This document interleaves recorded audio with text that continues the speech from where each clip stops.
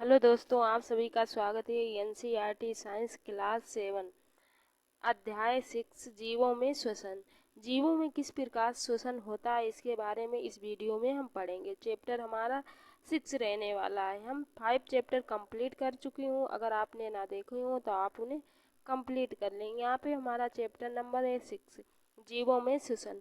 तो बूझो अपने दादा दादी से मिलने के लिए उत्सुकता से प्रतीक्षा कर रहा था, जो 1 साल के बाद शहर आ रहे थे।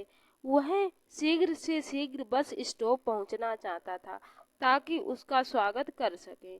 इसीलिए वह भागता हुआ गया और कुछ ही मिनट में बस स्टॉप पहुंच गया। उसकी सांस तेजी से चल रही थी, तो उसकी दादी ने उससे पूछा कि वह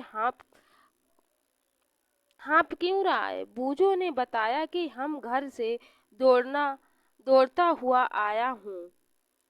उसे आश्चर्य हुआ कि दौड़ने के बाद वह सांस तेजी से क्यों लेने लगता है, तो ये प्रश्न उसके मस्तिष्क में घूमता रहा।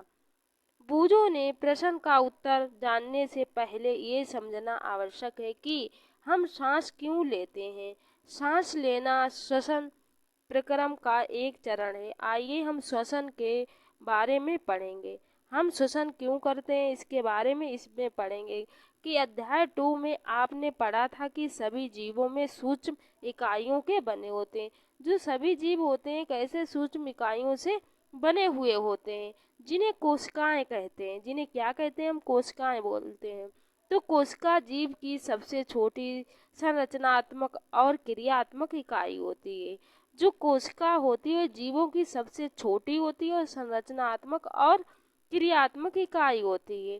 जीव की प्रत्येक कोशिका पोषण, परिवहन, उत्सर्जन और जनन जैसे कुछ कार्यों को संपादित करने में कुछ न कुछ भूमिका निभाती है। इन कार्यों को करने के लिए कोशिका को ऊर्जा की आवश्यकता होती है।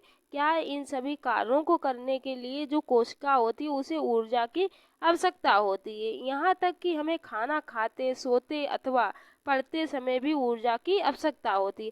अगर हम खाना खा रहे हैं, सो रहे हैं, अगर हम पढ़ाई कर रहे हैं, तब भी हमें क्या होता है? ऊर्जा की आवश्यकता पड़ती है। लेकिन ये ऊर्जा आती कहाँ से?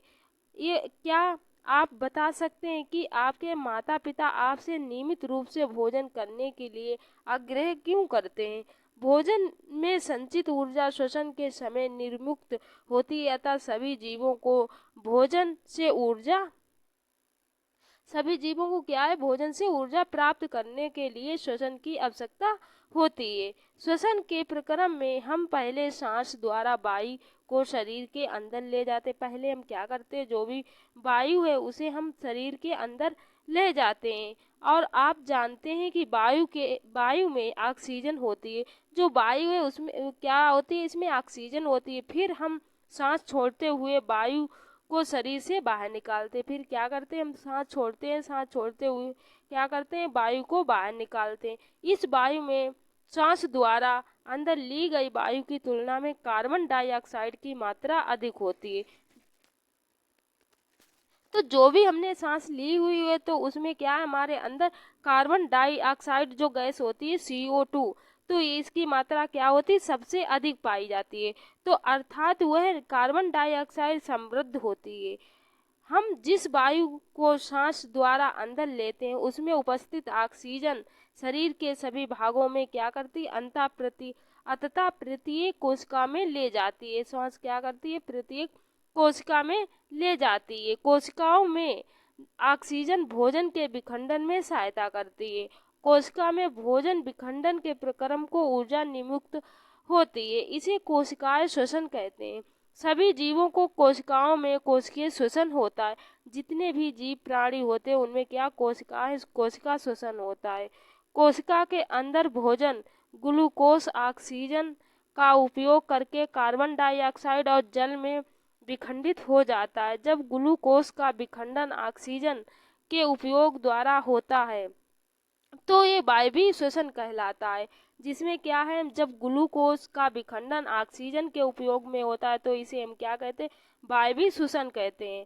ऑक्सीजन की अनुपस्थिति में, जिसमें ऑक्सीजन की उपस्थिति नहीं होती है तो भोजन विखंडित हो सकता है। वह प्रक्रम अवयवीय श्वसन कहलाता है। भोजन के विखंडन में ऊर्जा निमुक्त होती है। जब ग्लूकोज ऑक्सीजन की उपस्थिति में क्या करते हैं, अब क्रिया कराते हैं, तो कार्बन डाइऑक्साइड गैस मिलती है, प्लस H2O मिलता है, जल मिलता है, प्लस ऊर्जा। हमें क्या प्राप्त, जब हम ग्लूकोज को ऑक्सीजन की उपस्थिति में अभिक्रिया कराते हैं तो carbon dioxide gas CO2 gas plus जल H2O प्लस ऊर्जा प्राप्त होती है। संभवतः आपको मालूम होगा कि इष्ट जैसे अनेक जीव वायु की अनुपस्थिति में जीवित रह सकते हैं। ऐसे जीव अवयवीय श्वसन द्वारा ऊर्जा प्राप्त करते हैं। कैसे, जो इष्ट द्वारा क्या है, इष्ट जैसे अनेक जीव क्या होते हैं, जहाँ वायु नहीं उपस्थित होती तब भी ये लंबे समय तक जीवित रह सकते हैं, तो अवयवीय जीव कहलाते हैं। ऑक्सीजन की अनुपस्थिति में ग्लूकोज एल्कोहल और कार्बन डाइऑक्साइड में विखंडित हो जाता है, जैसा कि निम्न समीकरण द्वारा दिखाया गया।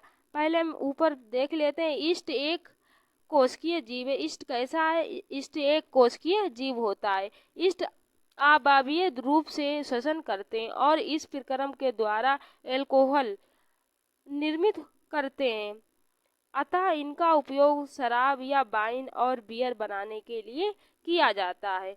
अब हम ग्लूकोज, जब हमने ग्लूकोज की ऑक्सीजन की उपस्थिति में अब क्रिया कराई थी तो क्या हमें एल्कोहल मिलता है, प्लस कार्बन डाइऑक्साइड गैस मिलती है और ऊर्जा प्राप्त होती है। हमारे पेशीय कोशिकाएं भी अवायवीय रूप से श्वसन कर सकती हैं, लेकिन ये ऐसा थोड़े समय तक ही कर सकती हैं। वास्तव में ये प्रक्रम उस समय होता है जब ऑक्सीजन की अस्थायी रूप से कमी हो जाती है। बहुत देर तक व्यायाम करने, तेजी से दौड़ने, कई घंटे टहलने, साइकिल चलाने अथवा भारी वजन उठाने जैसे अनेक कारणों के लिए क्या है, अधिक ऊर्जा की आवश्यकता होती है। लेकिन ऊर्जा उत्पन्न करने के लिए हमारे शरीर को ऑक्सीजन की आपूर्ति, जो हमारे शरीर में ऑक्सीजन की आपूर्ति सीमित होती है। ऐसी स्थिति में पेशीय कोशिकाएं अवायवीय श्वसन द्वारा ऊर्जा में अतिरिक्त मांग को पूरा करती हैं। तो ग्लूकोज पेशीय में, और तो क्या करते हैं हम, जो ऑक्सीजन है उसकी उपस्थिति में तो लैक्टिक अम्ल और प्लस ऊर्जा में प्राप्त होती है। आपने कभी सोचा है कि अत्यधिक व्यायाम करने के बाद आपकी पेशियों में ऐंठन क्यों होती है? ऐंठन तब होती है जब पेशियां अवायवीय रूप से श्वसन करती हैं, जहाँ पे क्या है, हमें वायु की उपस्थिति नहीं होती है।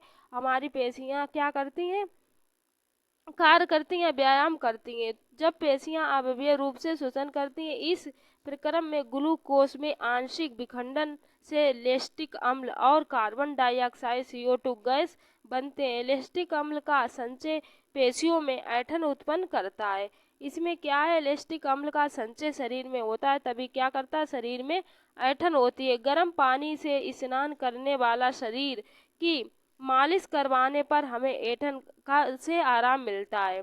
अगर गर्म पानी से स्नान करते हैं या मालिश कराते हैं तो क्या है, शरीर में ऐंठन हो रही, उससे क्या है, हमें थोड़ी आराम मिलती है, रेस्ट मिलता है।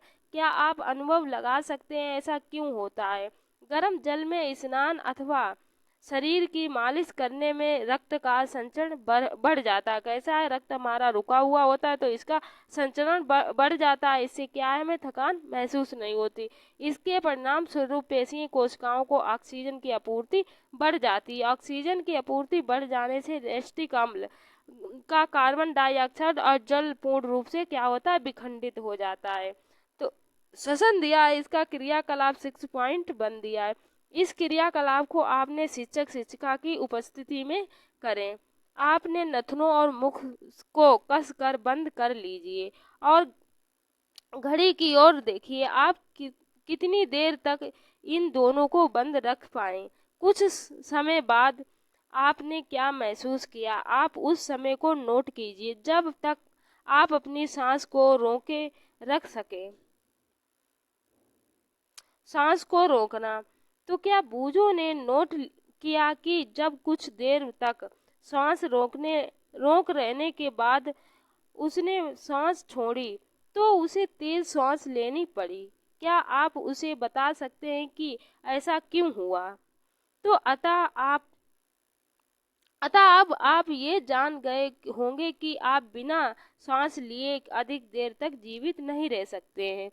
तो श्वसन या सांस लेने का अर्थ है ऑक्सीजन में समृद्ध वायु को अंदर खींचना या ग्रहण करना, और कार्बन डाइऑक्साइड जो गैस होती है उसे समृद्ध वायु को बाहर निकालना। ऑक्सीजन से समृद्ध वायु को शरीर से अंदर लेना अंतःश्वसन, और कार्बन डाइऑक्साइड से समृद्ध वायु को बाहर निकालना क्या कहलाता? उच्च श्वसन कहलाता है।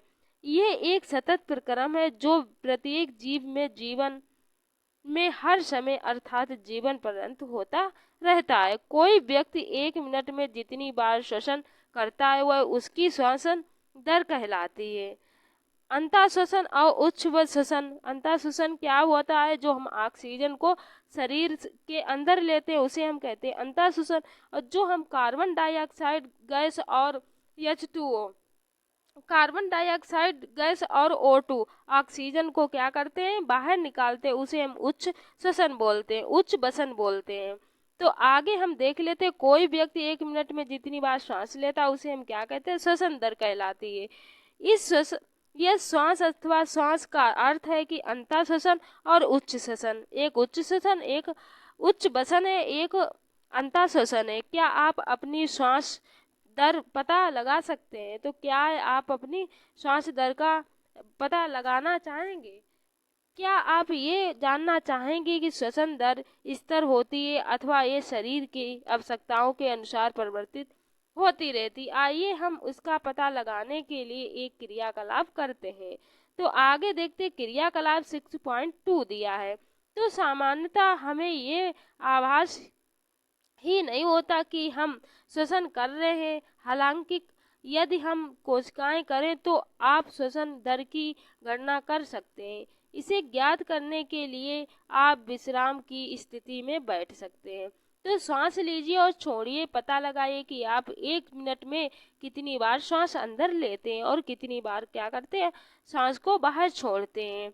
तो क्या आप जितनी बार अंतःश्वसन करते हैं, जितनी बार उच्च वसन करते हैं, अब तेज चलने और दौड़ने के बाद अपनी श्वसन दर या सांस संख्या मिनट की गणना कीजिए। अपनी श्वसन दर को छोड़ना बंद करने के लिए तुरंत बाद आप फिर भी पूर्ण विश्राम कर लेने के बाद ज्ञात कीजिए। आपने निष्कर्षों को सारणी 6.1 में लिखिए और विभिन्न स्थितियों में अपनी श्वसन दर की तुलना अपने सहपाठियों की श्वसन दर से कीजिए। उपरोक्त क्रियाकलाप में आपने ये आवश्यक अनुभव किया होगा कि जब किसी व्यक्ति की अतिरिक्त ऊर्जा की आवश्यकता होती है तो तेजी से श्वसन करने लगता या लगती है। इसके परिणाम स्वरूप हमारी कोशिकाओं को अधिक ऑक्सीजन की आपूर्ति होती है। ये भोजन के विखंडन की दर को बढ़ा देता है जिससे अधिक ऊर्जा निर्मुक्त होती है। क्या उसमें ये स्पष्ट हो जाता है कि शारीरिक क्रियाकलाप के बाद हमें भूख क्यों लगती है? आगे जो हमने छोड़ा था इसे हम देख लेते। कोई वयस्क व्यक्ति विश्राम की अवस्था में 1 मिनट में औसतन कितनी 15 से 18 बार सांस लेता है? 1 मिनट में कितनी 15 से 18 बार क्या करता है? सांस लेता है। और बाहर निकलता। अधिक व्यायाम करने से श्वसन कितनी होती? 25 बार। 1 मिनट में व्यक्ति अगर क्या कर रहा है? व्यायाम कर रहा है, उसके बाद अगर रुक रहा है तो व्यक्ति कितनी बार 1 मिनट में सांस लेगा? 25 बार। अगर विश्राम की स्थिति में अगर नॉर्मली है तो कितनी? 15 से 18 बार 1 मिनट में सांस हर व्यक्ति लेता है। तो बार हर प्रतिदिन बढ़ जा सकती है। जब व्यायाम करते हैं तो हमें ना केवल तेजी से सांस लेते हैं बल्कि हम गहरी सांस भी लेते हैं और इस प्रकार अधिक ऑक्सीजन ग्रहण करते हैं। आगे हम देखते आगे हमने जब आप उम्मीदें होते हैं, क्या आपकी श्वसन दर कम होती जाती है? क्या आपके शरीर की पर्याप्त ऑक्सीजन मिल सकती है? तो आगे हमारा क्रियाकलाप है 6.3। किसी व्यक्ति द्वारा सामान्य दिन में किए जाने वाले विभिन्न क्रियाकलापों को विचार कीजिए। क्या आप बता सकते हैं कि किस क्रियाकलाप में श्वसन दर सबसे अधिक और किसमें सबसे अधिक होगी? अप, अपने अनुभव के आधार पर चित्र जो 6.3 में दिए गए क्रियाकलाप को श्वसन में बढ़ती दर से क्रम में संख्या द्वारा व्यक्त कीजिए। तो आगे हम देख लेते हैं क्या है। विभिन्न दैनिक क्रियाकलाप करने वाले श्वसन के भिन्न भिन्न होते हैं। तो हम श्वास कैसे लेते हैं इसके आगे हम अगले वीडियो में कंप्लीट करेंगे। आज हम यहाँ पे इतना ही रखते हैं।